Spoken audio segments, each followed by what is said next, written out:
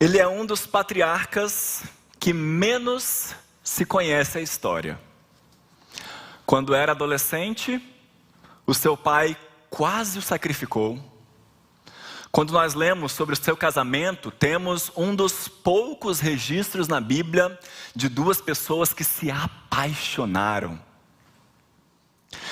E ainda assim, se fala muito mais no pai dele, nos seus filhos gêmeos ou ainda nos seus 12 netos. De quem que eu estou falando? Isaque, filho de Abraão, filho da sua velhice, herdeiro das promessas de Deus, as promessas que o Senhor destinou ao pai da fé. Hoje nós vamos ler um capítulo da Bíblia que nos fala sobre a vida de Isaque depois de se casar, mas antes de ter os seus filhos, embora a narrativa de Gênesis não conte a história nessa ordem. Então, abra sua Bíblia em Gênesis capítulo 26. Nós vamos ler do verso 1 ao verso 33. Gênesis 26, do verso 1 ao verso 33. Esse é um capítulo um pouquinho mais extenso, então eu peço a sua paciência. Se você tem a Bíblia com você, é muito importante que você abra a sua Bíblia. Mas de qualquer forma, o texto vai passar aqui na tela para você. E que o Senhor nos abençoe na leitura e meditação da sua palavra. Amém? Gênesis capítulo 26, de 1 a 33, a palavra do Senhor nos diz o seguinte: sobrevindo fome à terra, além da primeira, a vida nos dias de Abraão, foi Isaque a Gerar, avistar-se com Abimeleque, rei dos filisteus.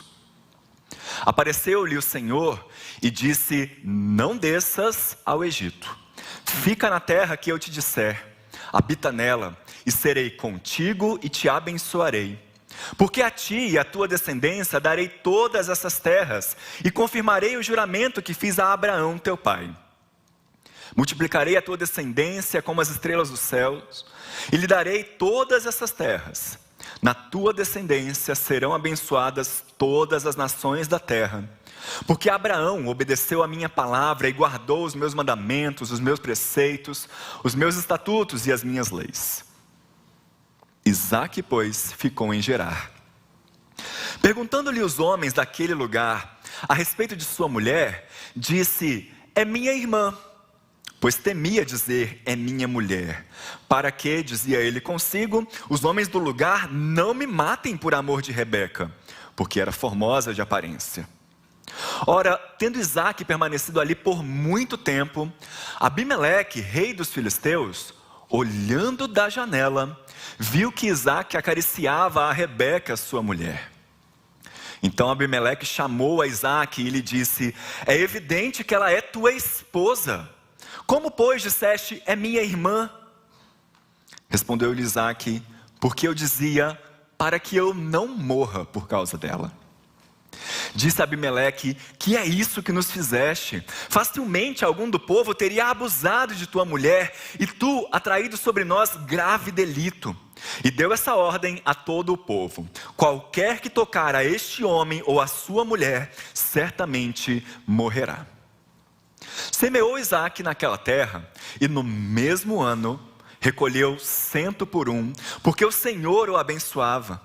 Enriqueceu-se o homem, prosperou, ficou riquíssimo, possuía ovelhas e bois e grande número de servos, de maneira que os filisteus lhe tinham inveja.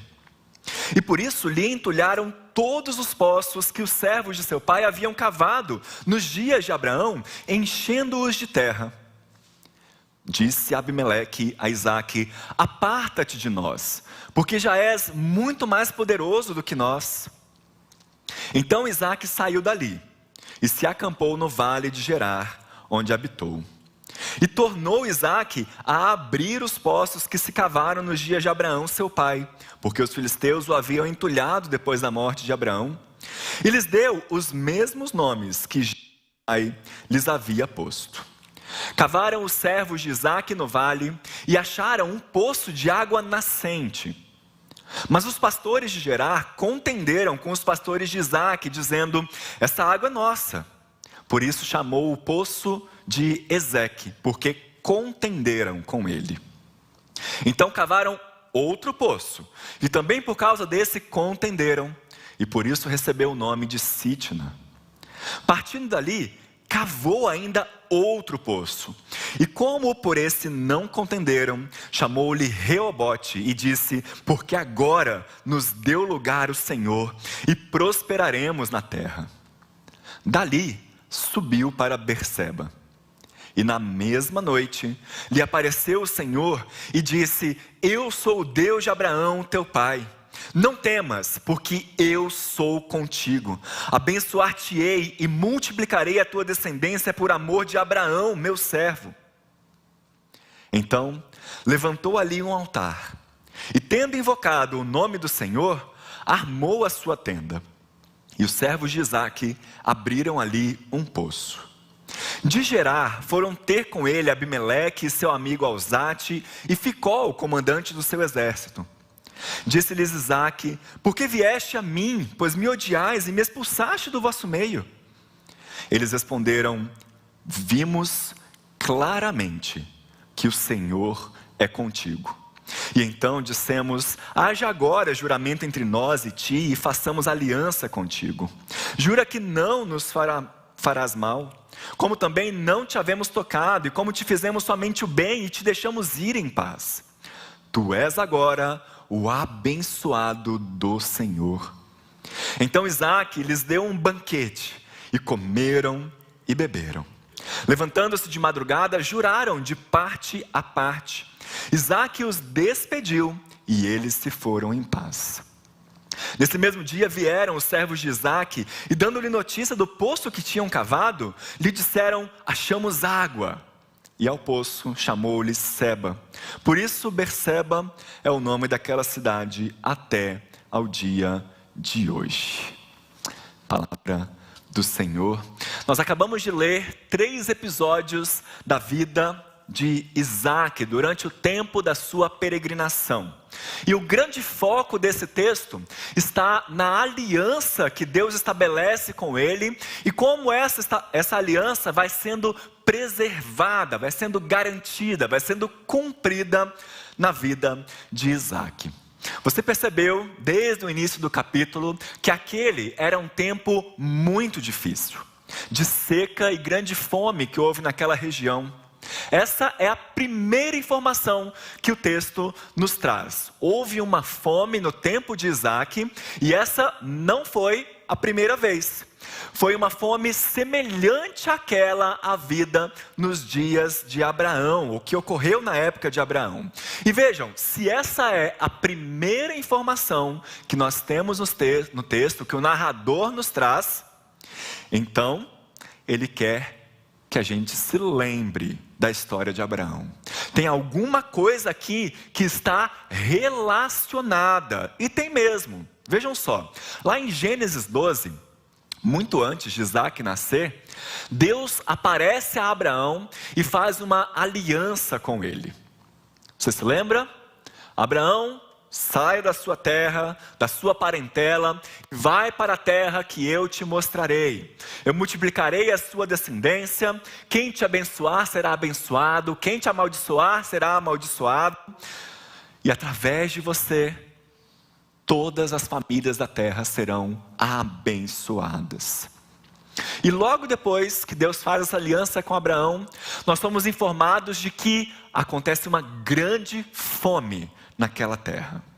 E para sobreviver a esse período, Abraão vai para o Egito. Esse era um movimento muito comum na época dos patriarcas, até aqui em Gênesis. Quando há um problema muito grave, um desastre natural, alguma coisa acontece na sua terra, você vai para o Egito, que era o império que estava em alta naquela época, para buscar recursos, buscar ajuda, buscar comida.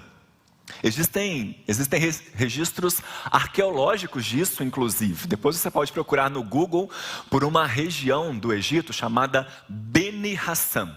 Lá em Beni Hassan tem um túmulo, e na frente desse túmulo um painel com várias pinturas egípcias, vários hieróglifos, que registram ali povos semitas descendo de Canaã para o Egito na época da fome. O mesmo roteiro que Abraão fez, logo depois Jacó também fez, né? Então, lá no Egito, Abraão mente para o faraó. Ele diz que Sara, a sua esposa, era sua irmã, com medo também de morrer por causa dela. Depois o faraó descobre que isso era mentira e a situação de Abraão fica um pouco complicada. Então note desde já que existem semelhanças e diferenças aqui entre a história de Abraão e de Isaac. Diferentemente do que aconteceu com Abraão, agora Deus intervém na vida de Isaac e diz: Isaac, não desças ao Egito. Essa é uma ordem muito interessante, porque, como eu disse, era natural que as pessoas fossem para o Egito buscar comida. Era uma das poucas opções em tempo de seca. Ficar ali em Gerar, onde Isaac ficou, se tornou para ele uma questão de fé, de crer naquilo que ele não estava vendo, nas coisas que não estavam acontecendo, crer naquilo que parecia improvável. Então, como nós lemos, Isaac foi até uma cidade chamada Gerar, que era uma cidade na costa da Palestina, e por ela passava uma estrada internacional que ia até o Egito. Eu não sei se você se lembra, mas quando o povo de Israel, lá no livro de Êxodo, está voltando do Egito, acaba de ser liberto, passa o Mar Vermelho, Deus fala bem assim: olha, eu não vou deixar o povo ir pela estrada dos filisteus, para eles não verem as guerras e desanimarem. Essa estrada aqui, a estrada dos filisteus, é a estrada que passava por Gerar, era a estrada que todo mundo tomava para ir até o Egito.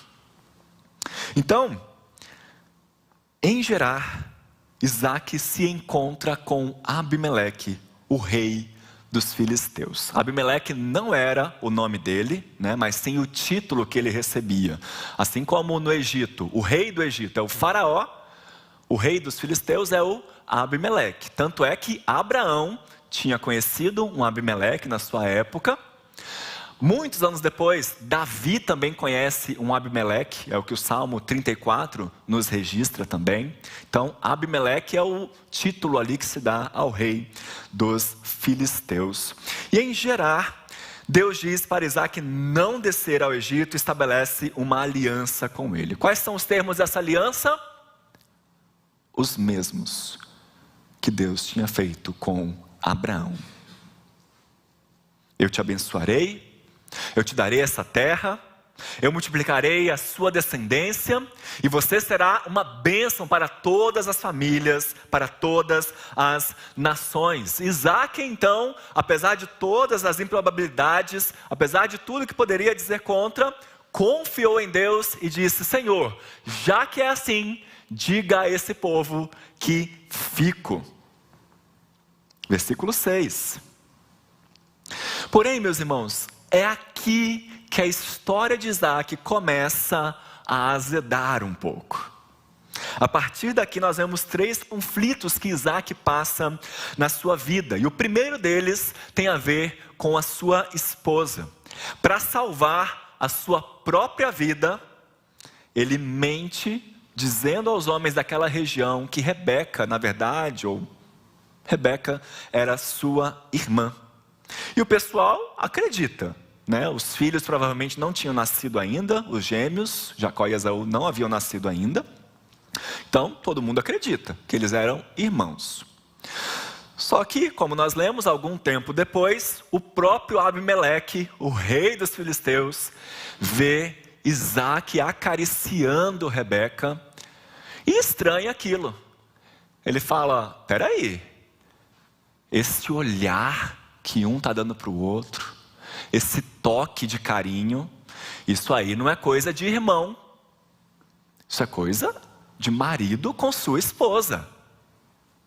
E então ele vai confrontar Isaac. Você não disse que ela era sua irmã? Por que é que você mentiu desse jeito? Já pensou se alguém do meu povo tentasse fazer qualquer coisa com ela? Nós seríamos amaldiçoados. Por que é que você tomou essa decisão? Por que é que você mentiu? E aí Isaac responde o quê? Final do verso 9. Porque eu dizia, para que eu não morra por causa dela. Guarde isso, para que eu não morra por causa dela. Abimeleque então, após descobrir essa mentira, decreta que ninguém do povo deveria tocar nem em Isaac, nem em Rebeca. Então, um primeiro conflito, a princípio, resolvido. O segundo conflito que Isaac passa tem a ver com as suas posses, né? Com o passar do tempo, Deus vai abençoando, ele se torna riquíssimo, um homem muito próspero, a ponto de, a cada semente que ele plantava, ele colhia 100. E então os filisteus começam a ter inveja dele e fazem o quê? Entulham, jogam terra nos poços que Abraão havia cavado naqueles dias. Olha que interessante, meus irmãos, pela primeira vez nós temos na Bíblia um registro dos filisteus criando uma intriga contra os escolhidos de Deus. E embora não seja o foco aqui, isso já nos ajuda a entender a história lá de Davi com o gigante Golias. Aqui começam os conflitos entre o povo de Israel e os filisteus. De onde surgia essa inimizade? Daqui, dos filisteus entulhando os poços que Abraão havia cavado. Então, Abimeleque vem falar novamente com Isaac e o convida gentilmente a se retirar dali, né? Talvez seja melhor você ir para outro lugar, você já se tornou muito rico, já tem muita coisa, não dá para a gente competir com você. E então Isaac começa a sua peregrinação em busca de um lugar para viver em paz. Primeiro ele chega a um lugar onde seus servos cavam o poço, encontram água. Mas aí os pastores daquela região falam o quê? Opa, essa água aí é nossa. Então Isaac vai, chama aquele poço de Ezeque, que significa disputa, contenda, né? E depois mais uma vez, vai para outro lugar, cava um poço, acha água. Os pastores daquela região entram em contenda, então Isaac chama o poço de Sitna, significa oposição. Até que por fim ele encontra um lugar mais tranquilo, sem as contendas do povo daquela região, e por isso chamou esse novo poço de Reobote. Reobote é uma palavra em hebraico que significa espaço. Por isso que ele diz aí, Deus nos deu espaço, Deus nos deu lugar. E dali Isaac vai então para Berseba, uma pequena cidade que o seu pai havia fundado anos atrás. Até hoje, as ruínas de Berseba estão lá, já foi um lugar muito explorado pelos arqueólogos, né? Você pode procurar no Google por Tel Berseba, é como se chama aquela região hoje. Fica no sul de Israel, então tem ali algumas estruturas que foram preservadas. Inclusive, existe um hieróglifo lá no Egito, no templo de Amon, que menciona um lugar chamado o Forte de Abraão, ou a cidade fortificada de Abraão, e os arqueólogos defendem, ou a maioria dos arqueólogos defendem que essa é uma referência a Berseba, porque Berseba foi fundada por Abraão. E ali em Berseba, Deus mais uma vez se encontra com Isaac e reforça a sua promessa, ele ratifica, né, a sua aliança.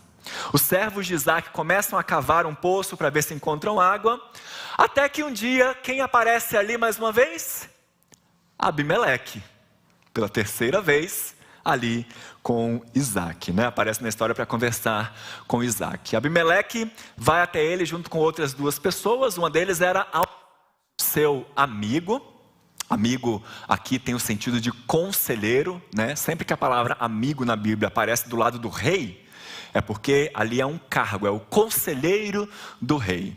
E também o comandante do seu exército, o Ficol.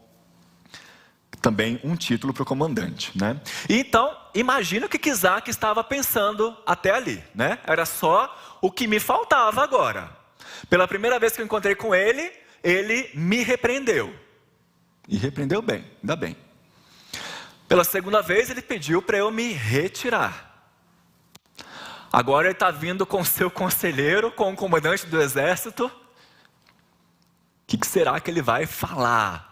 Lá vem pedrada, tenho certeza. E para sua surpresa, Abimeleque propõe um acordo de paz. E o que foi que convenceu Abimeleque a fazer esse acordo? Veja aí no versículo 27. Disse-lhes Isaque: por que viestes a mim? Pois me odiais e me expulsaste do vosso meio. E eles responderam: vimos claramente que o Senhor é contigo. Isaque então aceita aquele acordo de paz, né? Ele oferece um banquete, era assim que se fechava um acordo naquela época. E logo depois, mais uma notícia boa: seus servos encontraram água novamente. Então Isaque reforça que o nome daquele lugar ali seria Berseba. Berseba é poço do juramento, porque foi exatamente isso que foi feito ali, um juramento, tanto na época de Abraão, quanto agora na época de Isaque. E eu quero chamar a sua atenção para a fala de Abimeleque aqui ao final, porque ela é muito forte. Existe uma ênfase aqui no nosso texto, que é colocada aqui pelo narrador. Ele diz: vimos claramente que o Senhor é contigo, que Deus está com você. Não foi algo que nós observamos rapidamente, não é uma nota de rodapé que eu li num trabalho acadêmico, não é uma sugestão que me veio à mente agora. Não, nós vimos claramente que Deus está com você, que o Senhor é contigo. Nós temos ouvido, meus irmãos, ao longo desse mês, várias mensagens que têm nos confrontado bastante, que nos animam e que nos chamam para assumirmos uma postura firme diante da sociedade. A igreja é chamada para ser embaixadora de Deus, para sermos sal e luz, como ouvimos na semana passada, para alargarmos as nossas tendas, como ouvimos hoje pela manhã. E nesse mesmo sentido, o texto que nós lemos deve nos levar a uma reflexão. As pessoas veem que Deus está conosco? Alguém já falou isso para você? Olha, eu sinto que Deus te usou aqui na minha vida. Eu sinto que Deus está com você. E eu quero saber mais sobre esse Deus. Eu quero experimentar também desse Deus que você serve. Meus irmãos, esse é um sentimento extraordinário.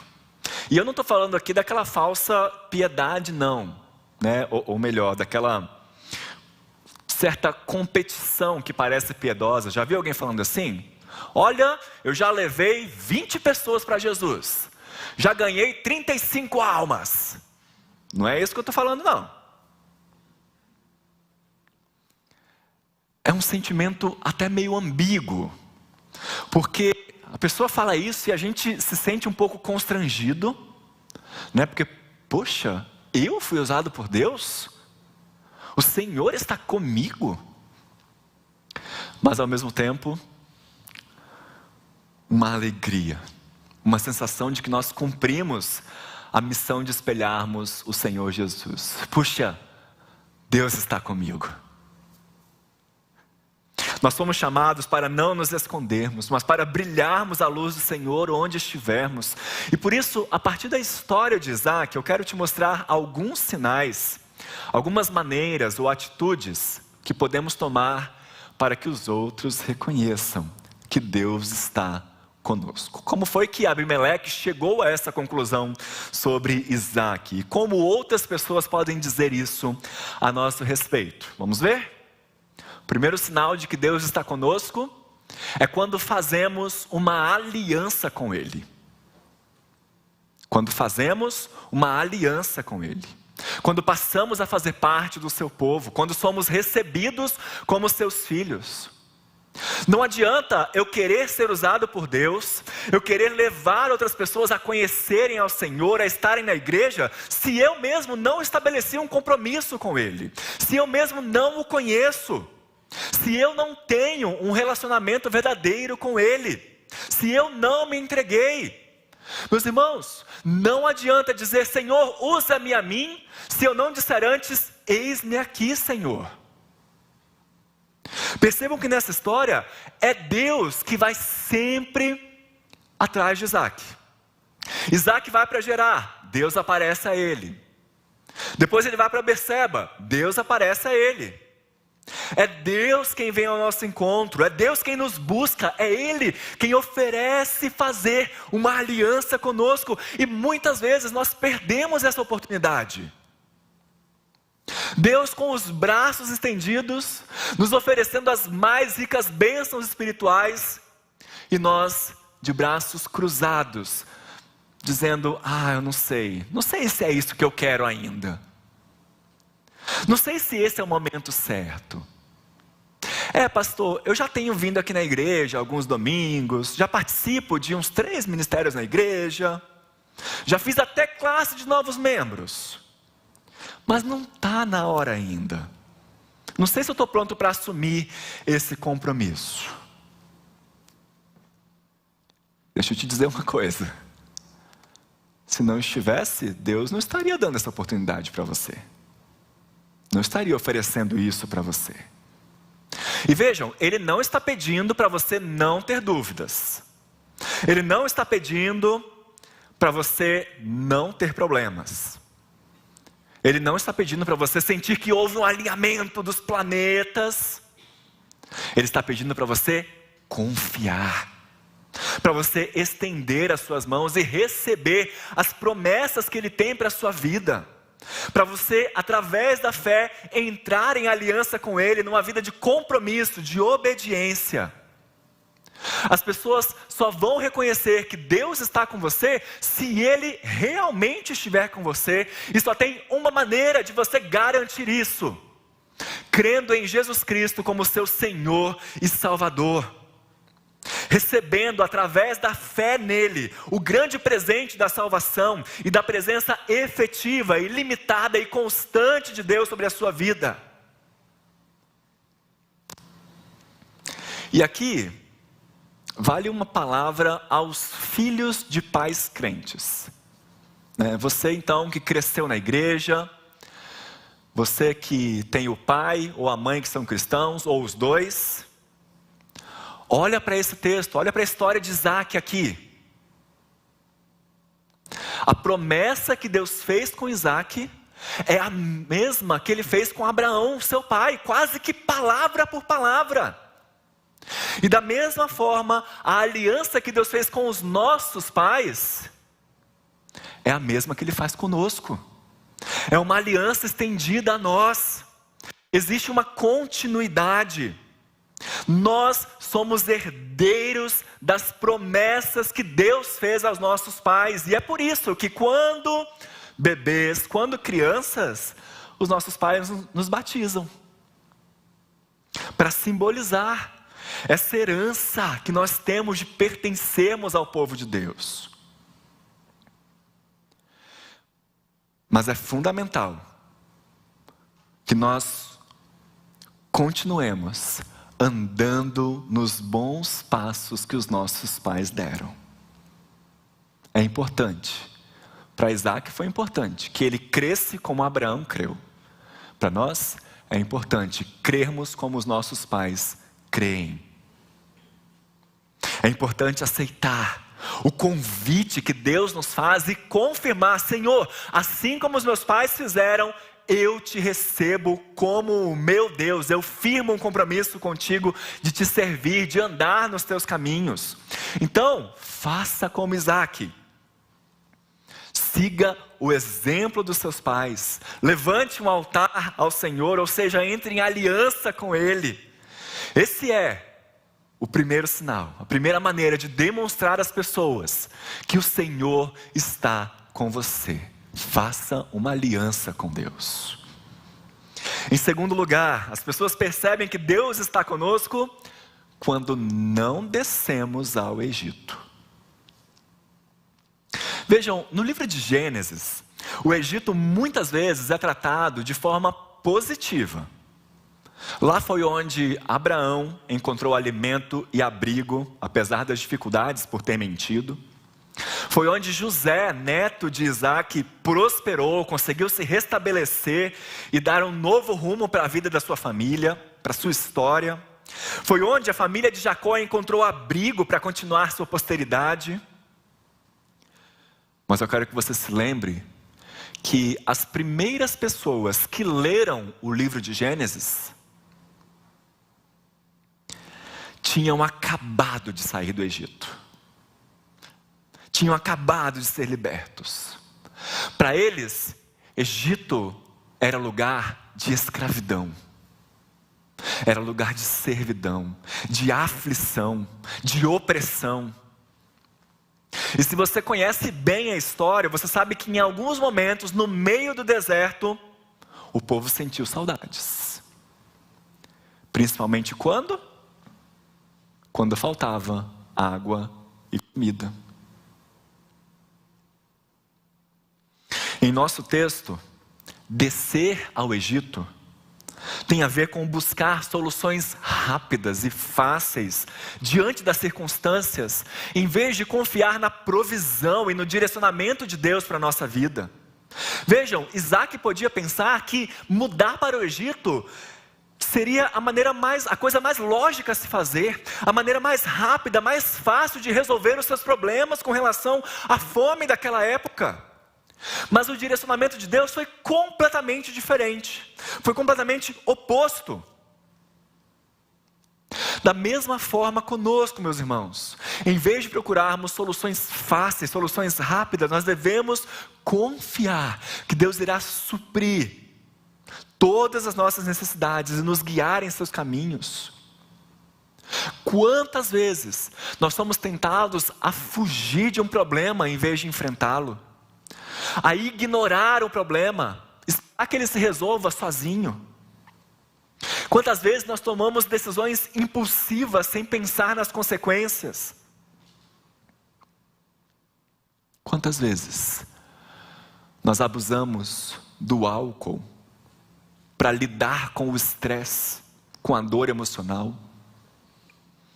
Fazemos compras para nos sentirmos um pouquinho melhor ali. Nos endividamos para a curto prazo ter uma sensação de que as coisas vão bem. Trabalhamos excessivamente como forma de fugir dos problemas familiares. Essas soluções que a gente vai tentando ter, a gente finge que são soluções.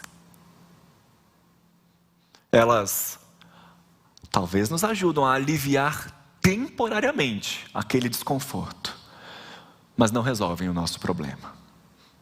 Por isso, confiar em Deus, buscar sua direção, pode nos ajudar a tomar decisões sábias, a encontrar soluções duradouras e satisfatórias. Agora, não descer ao Egito não adianta se eu ainda tiver o Egito no meu coração. Isaac não desceu, mas ele continuou tomando péssimas decisões para a sua vida. Tanto é que a história imediatamente já parte para falar o que ele fez com Rebeca.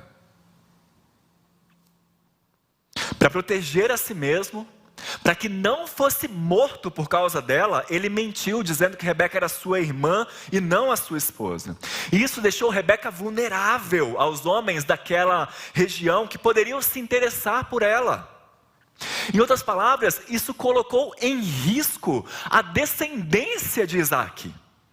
Isso trouxe inclusive sérias consequências para o seu casamento. Se você continuar lendo depois o texto de Gênesis, capítulos 27 e 28, você vai ver que a partir dessa história, Isaac e Rebeca o tempo inteiro estão discordando. Eles decidem que cada um vai ter um filho preferido agora. Rebeca passa a ouvir o seu marido atrás da porta e então arma todo um esquema para que Jacó roube a bênção que estava reservada para Esaú.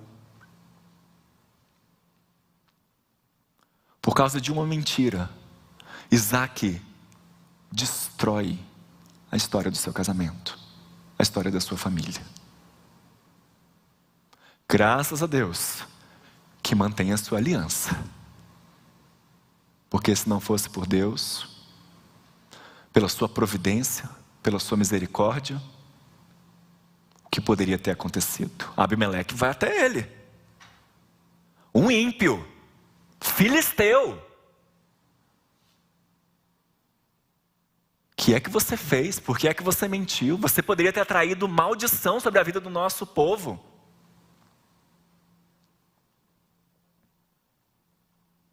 Isaac pôs em risco sua própria esposa, a quem ele foi chamado para proteger, e se preciso for, morrer por ela.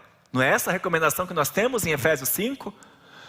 Maridos, amai vossas esposas, como Cristo amou a igreja e se entregou por ela. Então, não desça ao Egito, mas também tire o Egito do seu coração.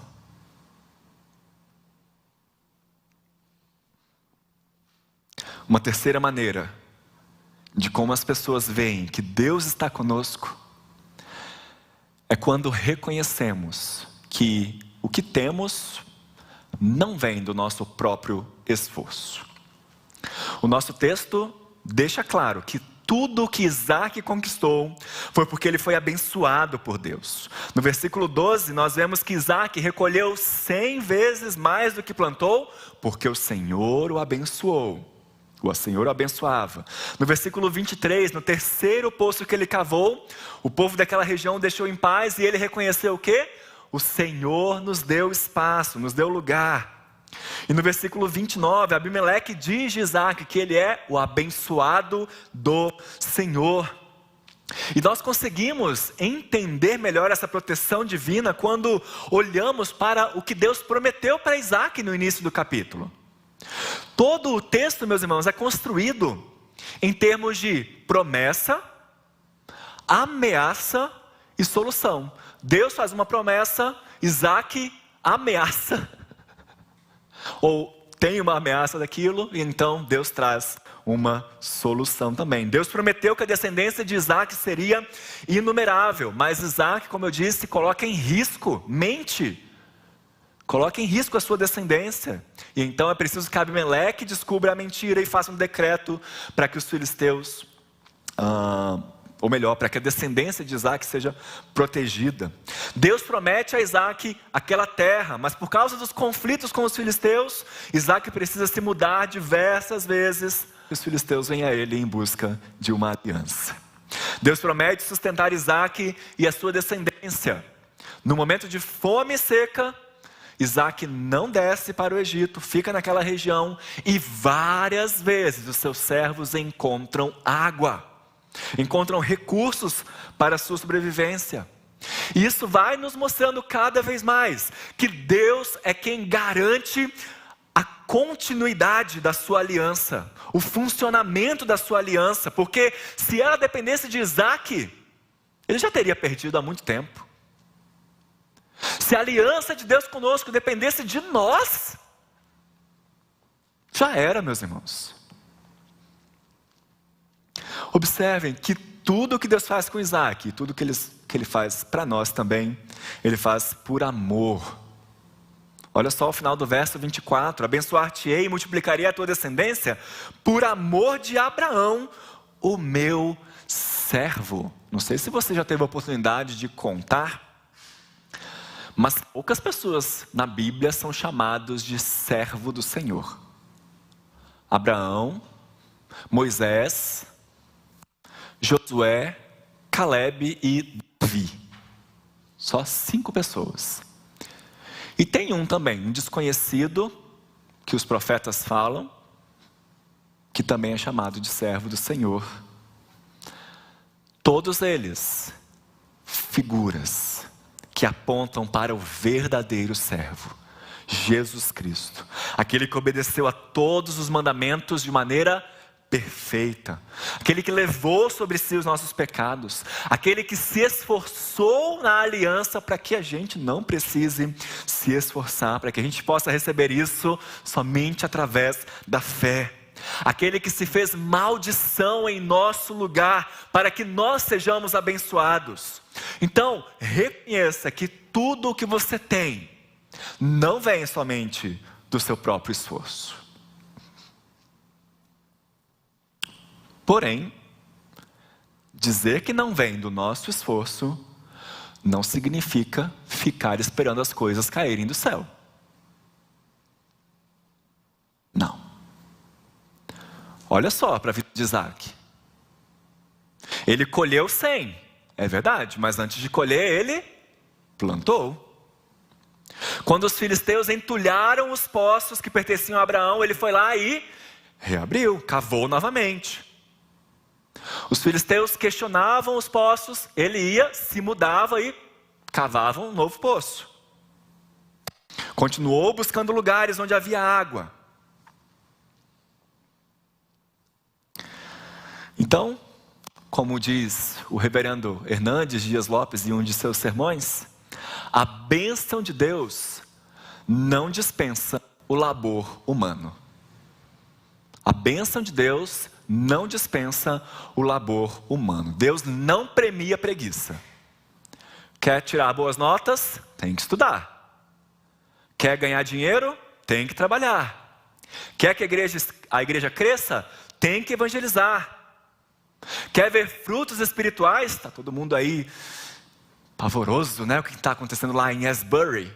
Nossa, que maravilhoso, um avivamento do Senhor. Quer que isso aconteça aqui em nossa igreja? Tem que participar da reunião de oração. Quer conhecer mais a Deus? Precisa ler a Bíblia. Quer que sua família seja abençoada? Invista na sua família. O que está a seu alcance de fazer, é papel seu fazer.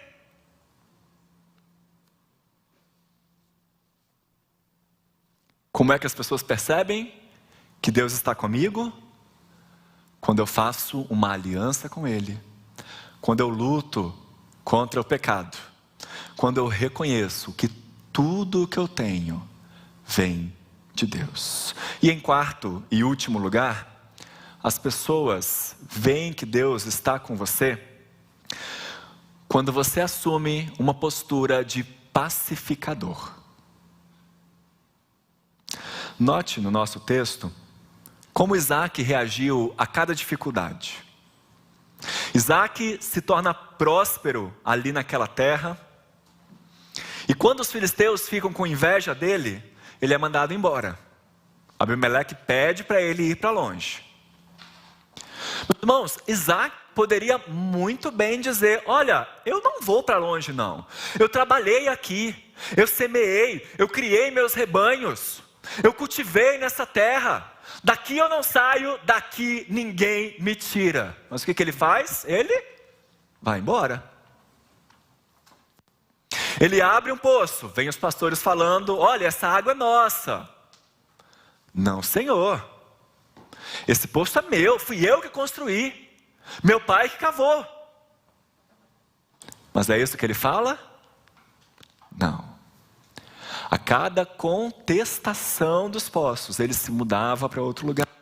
Ele buscava um outro poço e deixava aquele para os filisteus. Isso vai nos ensinar, meus irmãos, que há momentos em nossa vida, talvez não sejam todos, mas há momentos em nossa vida que proteger o nosso coração da amargura é mais importante do que brigar pelos nossos direitos. Proteger o nosso coração da amargura é mais importante do que brigar pelos nossos direitos. E no final da história, quando Isaac menos esperava, Deus traz os seus inimigos e eles pedem reconciliação. ele termina sem mágoas, sem levar em consideração o passado, e entra em aliança com aqueles que antes eram hostis. Eles se foram em paz. Como é que as pessoas enxergam que Deus está conosco? Quando nós decidimos ser reconciliadores, pacificadores, embaixadores de Deus. Não é esse o chamado do povo de Deus que Paulo nos diz em 2 Coríntios 5? Todas as coisas se fizeram novas. E nós somos embaixadores de Deus, portanto, a mensagem de reconciliação. E mais, eu quero que você note também o versículo 19. Cavaram os servos de Isaque no vale e acharam um poço de água nascente. Literalmente aí, água nascente é água viva.